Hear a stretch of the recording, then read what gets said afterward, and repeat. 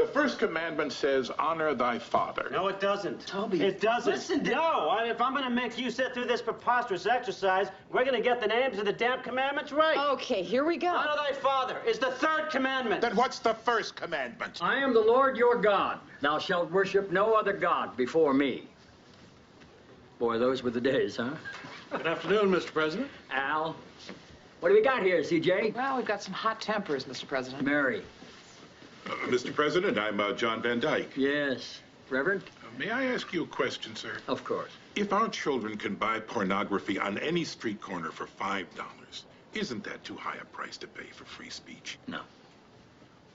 Really? On the other hand, I do think that $5 is too high a price to pay for pornography. Why don't we all sit down? No, let's not, CJ.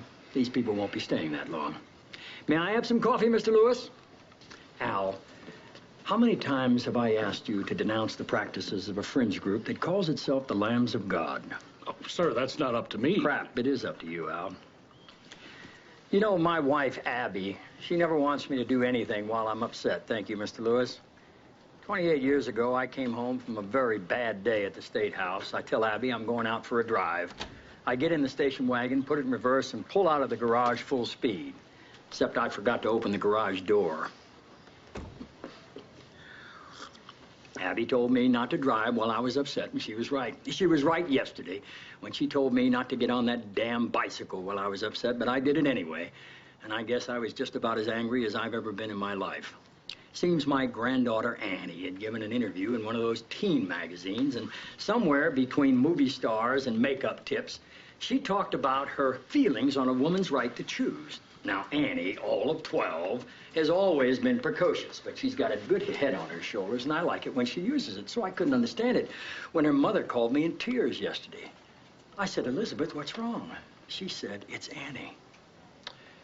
Now, I love my family, and I've read my Bible from cover to cover, so I want you to tell me, from what part of Holy Scripture do you suppose the Lambs of God drew their divine inspiration when they sent my 12-year-old granddaughter a Raggedy Ann doll with a knife stuck through its throat?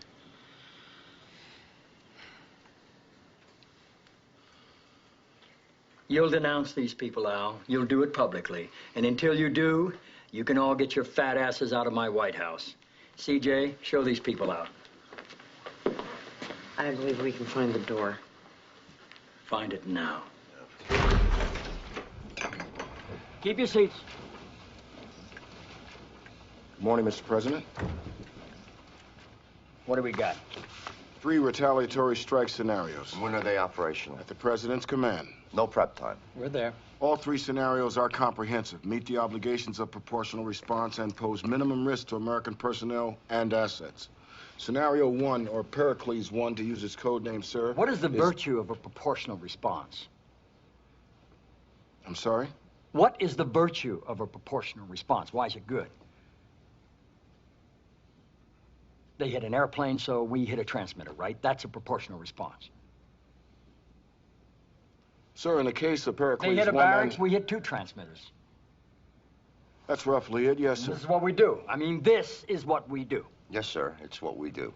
It's what we've always done. Well, if it's what we do, if it's what we've always done, don't they know we're going to do it? Sir, if you turn your attention to Pericles 1. I have turned my attention to Pericles 1. It's 2 ammo dumps, an abandoned railroad bridge, and a Syrian intelligence agency. Those are 4 highly rated targets, sir. But they know we're going to do that. They know we're going to do that. Those areas have been abandoned for 3 days now. We know that from the satellite, right? We have the intelligence. Sir. They did that, so we did this. It's the cost of doing business. It's been factored in, right? Mr. President. Am I right, or am I missing something here? No, sir, you're right, sir. Then I ask again, what is the virtue of a proportional response? It isn't virtuous, Mr. President. It's all there is, sir. It is not all there is. Sir, Admiral Fitzwallace. Excuse me, Leo. Pardon me, Mr. President. Just what else is there? The disproportional response. Let the word ring forth from this time and this place, gentlemen. You kill an American, any American, we don't come back with a proportional response. We come back with total disaster. Mr. President, are you suggesting we carpet bomb Damascus? I am suggesting, General, that you and Admiral Fitzwallace and Secretary Hutchison and the rest of the national security team take the next 60 minutes and put together an American response scenario that doesn't make me think we are just docking somebody's damn allowance.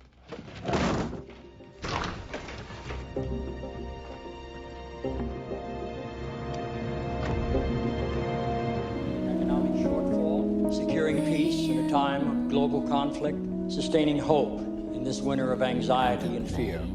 More than any time in recent history, America's destiny is not of our own choosing. We did not seek, nor did we provoke an assault on our freedoms and our way of life. We did not expect, nor did we invite, a confrontation with evil. Yet the true measure of a people's strength is how they rise to master that moment when it does arrive.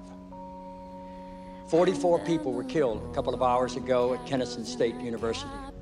3 swimmers from the men's team were killed and 2 others are in critical condition when, after having heard the explosion from their practice facility, they ran into the fire to help get people out.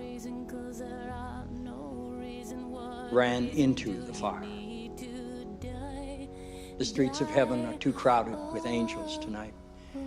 There are students and our teachers and our parents and our friends. The streets of heaven are too crowded with angels. But every time we think we've measured our capacity to meet a challenge, we look up and we're reminded that that capacity may well be limitless. This is a time for American heroes. We will do what is hard. We will achieve what is great. This is a time for American heroes, and we reach for the stars. God bless their memory. God bless you.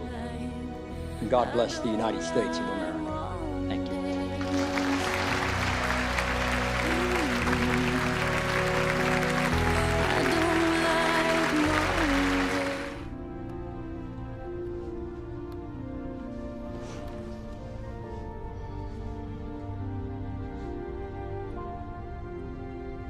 What are you thinking about?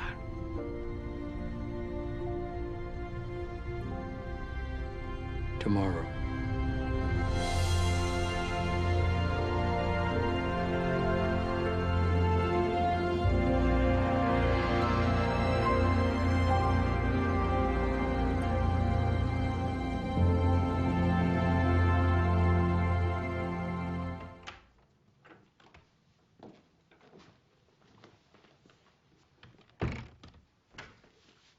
Who's got this? Danny Kincannon. Why am I just finding out about this now? We spent most of the day learning about it ourselves. I really did wake up energized this morning. I know. I never go to bed that way. I know. Just once in this job, I'd like to end a day feeling as good as I did when the day started.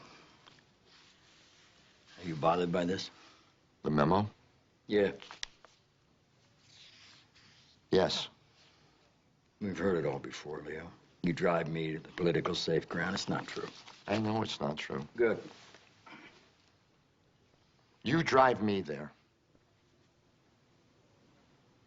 What the hell did you say? And you know it, too.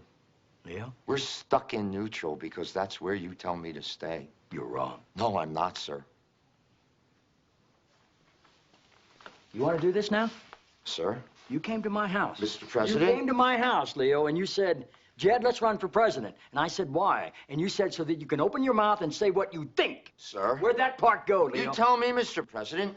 I don't see a shortage of cameras or microphones around here. What the hell were you waiting for? Look. Everything you do. This morning. Everything you do says, for God's sakes, Leo, I don't want to be a one-term president. Did I not say put our guys on the FEC? No, sir, you did not. Leo? You said, no, you said, let's dangle our feet in the water of whatever the hell it is we dangle our feet in when we want to make it look like we're trying without pissing too many people off. You're writing a fascinating version of history, my friend. Oh, take a look at Mandy's memo, Mr. President, and you'll read a fascinating version of it. You brought me in on teachers. You brought me in on capital gains. You brought me in on China. And you brought me in on guns. Brought you in from where? You've never been out there on guns. You've never been out there on teachers. You dangle your feet, and I'm the hall monitor around here. It's my job to make sure nobody runs too fast or goes off too far. I tell Josh to go to the Hill on campaign finance. He knows nothing's going to come of it. That's crap. Sam can't get real on Don't Ask, Don't Tell because you're not going to be there. And every guy sitting across the table from him knows that. Leo, if I ever told you to get aggressive on campaign finance or gays in the military, you would tell me don't run too fast or go too far. If you ever told me to get aggressive about anything, I'd say I serve at the pleasure of the president. But we'll never know, sir, because I don't think you're ever going to say. I have said it, and nothing's ever happened. You want to see me orchestrate this right now? You want to see me mobilize these people? These people who would walk into fire if you told them to. These people who showed up to lead. These people who showed up to fight. That guy gets death threats because he's black and he dates your daughter. He was warned, do not show up to this place. Your life will be in danger. He said, to hell with that. I'm going anyway. You said no. Prudent or not prudent, this 21-year-old at $600 a week said, I'm going where I want to, because a man stands up. Everyone's waiting for you. I don't know how much longer. I don't want to feel like this anymore. You don't have to. I don't want to go to sleep like this. You don't have to. I want to speak. Say it out loud. Say it to me. This is more important than re-election.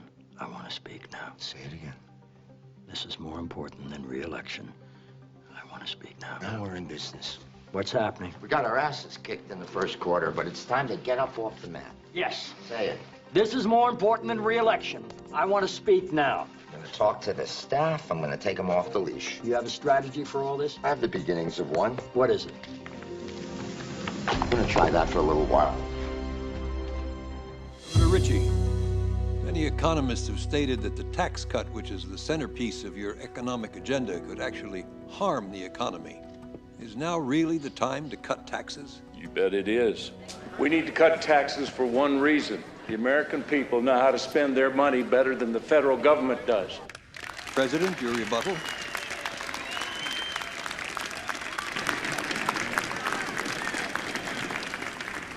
There it is. What the hell? He's got it. That's the 10-word answer my staff's been looking for 2 weeks. There it is. 10-word answers can kill you in political campaigns. They're the tip of the sword. Here's my question. What are the next 10 words of your answer? Your taxes are too high, so are mine. Give me the next 10 words. How are we going to do it? Give me 10 after that. I'll drop out of the race right now. Every once in a while, there's a day with an absolute right and an absolute wrong. But those days almost always include body counts. Other than that, there aren't very many unnuanced moments in leading a country that's way too big for 10 words. I'm the president of the United States, not the president of the people who agree with me. And by the way, if the left has a problem with that, they should vote for somebody else. What do you need, Leo? Well, you've gone through everyone who works for you and everyone who's married to you. I didn't know who else you could get mad at, so I was afraid the American people might be next. Oh, by the way, when we're done here, you're sending Abby some flowers. Did you know that 2,000 years ago, a Roman citizen could walk across the face of the known world free of the fear of molestation? He could walk across the earth unharmed, cloaked only in the protection of the word civis Romanus. I am a Roman citizen. So great was the retribution of Rome, universally understood as certain, should any harm befall even one of its citizens. Where was Morris's protection, or anybody else on that airplane? Where is the retribution for the families? And where is the warning to the rest of the world that Americans shall walk this earth unharmed, lest the clenched fist of the most mighty military force in the history of mankind comes crashing down on your house? In other words, Leo, what the hell are we doing here? We are behaving the way a superpower ought to behave. Well, our behavior has produced some crappy results. In fact, I'm not 100% sure it hasn't induced it. Toby's concerned that the peaceful solution I brokered in Kashmir last year was the result of a drug-induced haze. I was there with him. So was Fitz. So was Cashman, Hutchinson, Burial. Well, that's fantastic. Toby. None of you were elected. I was elected. They were appointed. Vice President was elected. He has the constitutional authority to assume my Not office. last May. He didn't. He didn't last May when you were under general anesthesia. That's because I never signed the letter, but I don't think I got shot because I got MS. No, I don't think you did either, sir. I meant that during a night of extreme chaos and fear, when we didn't yet know if we'd been the victims of domestic or foreign terrorism, or even an act of war, there was uncertainty as to who was giving the national security orders, and it was because you never signed a letter. So I'm led to wonder, given your condition and its lack of predictability, why there isn't simply a signed letter sitting in a file someplace. And the answer, of course, is that if there was a signed letter sitting in a file someplace, somebody would ask why. The commander-in-chief had just been attacked. He was under a general anesthetic. A fugitive was at large. The manhunt included every federal, state, and local law enforcement agency. The Virginia, Maryland, New Jersey, Pennsylvania, and Delaware National Guard units were federalized. The KH-10s showed Republican Guard movement in southern Iraq. And 12 hours earlier, an F-117 was shot down in the no-fly, and the vice president's authority was murky at best. The National Security Advisor and the Secretary of State didn't know who they were taking their orders from. I wasn't in the Situation Room that night, but I'll bet all the money in my pockets against all the money in your pockets that it was Leo, who no one elected. For 90 minutes that night, there was a coup d'etat in this country.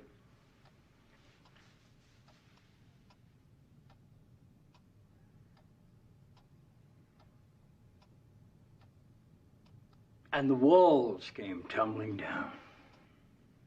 I feel fine, by the way. Thanks for asking. Sir. No, Leo. Toby's concern for my health is moving me in ways... Mr. President. Get out!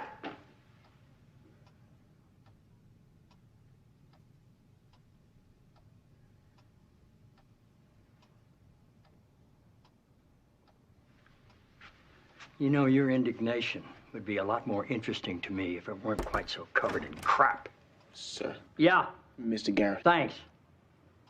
Are you pissed because I didn't say anything, or are you pissed because there were 15 people who knew before you did? I feel fine, by the way. Thanks for asking. Thanks a lot. I wish I could spend more than a few minutes with you, but the polls don't close in the East for another hour, and there are plenty of election results still left to falsify. You know, with so many people participating in the political and social debate through call-in shows, it's a good idea to be reminded every once in a while. It's a good idea to be reminded of the awesome impact.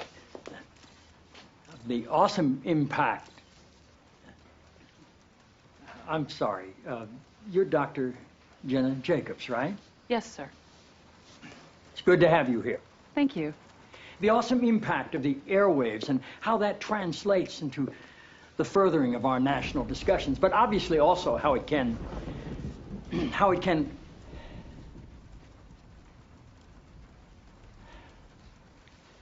Forgive me, Dr. Jacobs. Are you an MD? A PhD. A PhD? Yes, sir. In psychology? No, sir. Theology? No. Social work? I have a PhD in English literature. I'm asking because on your show, people call in for advice, and you go by the name Dr. Jacobs on your show, and I didn't know if maybe your listeners were confused by that and assumed you had advanced training in psychology, theology, or healthcare. I don't believe they are confused, no, sir. Good. I like your show. I like how you call homosexuality an abomination. I don't say homosexuality is an abomination, Mr. President. The Bible does. Yes, it does. Leviticus. 18:22. Chapter and verse. I wanted to ask you a couple of questions while I had you here. I'm interested in selling my youngest daughter into slavery as sanctioned in Exodus 21:7. She's a Georgetown sophomore, speaks fluent Italian, always cleared the table when it was her turn. What would a good price for her be? While thinking about that, can I ask another? My chief of staff, Leo McGarry, insists on working on the Sabbath. Exodus 35:2 clearly says he should be put to death. Am I morally obligated to kill him myself, or is it okay to call the police? Here's one that's really important, because we've got a lot of sports fans in this town. Touching the skin of a dead pig makes one unclean, Leviticus 11:7. If they promise to wear gloves, can the Washington Redskins still play football? Can Notre Dame? Can West Point? Does the whole town really have to be together to stone my brother John for planting different crops side by side?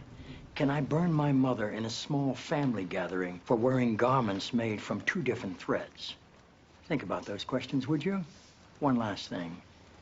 While you may be mistaking this for your monthly meeting of the ignorant tight-ass club, in this building, when the president stands, nobody sits.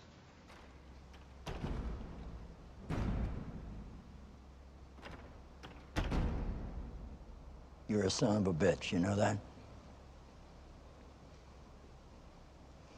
She bought her first new car and you hit her with a drunk driver. What? Is that supposed to be funny? You can't conceive, nor can I, of the appalling strangeness of the mercy of God, says Graham Greene. I don't know whose ass he was kissing there, because I think you're just vindictive. What was Josh Lyman? A warning shot? That was my son. What did I ever do to yours but praise his glory and praise his name? There's a tropical storm that's gaining speed and power. They say we haven't had a storm this bad since you took out that tender ship of mine in the North Atlantic last year. 68 crew. You know what a tender ship does? Fixes the other ships. Doesn't even carry guns, just goes around, fixes the other ships, and delivers the mail. That's all it can do. Gracias, tibiago domine. Yes, I lied. It was a sin. I've committed many sins. Have I displeased you, you feckless thug? 3.8 million new jobs, that wasn't good. Bailed out Mexico, increased foreign trade, 30 million new acres of land for conservation. Put Mendoza on the bench. We're not fighting a war. I've raised 3 children. That's not enough to buy me out of the doghouse? Hey, credum adeo pio, adeo justo, adeo scito, cruciatos in crucem. Tuis in terra servos nuntias fui, officium perfecce. Cruciatos in crucem, eas in crucem.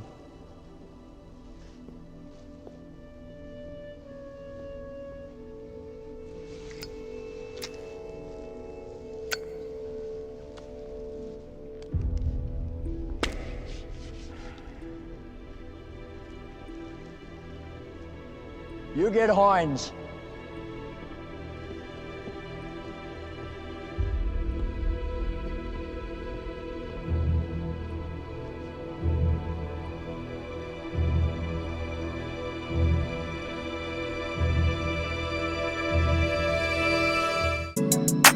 Thank you.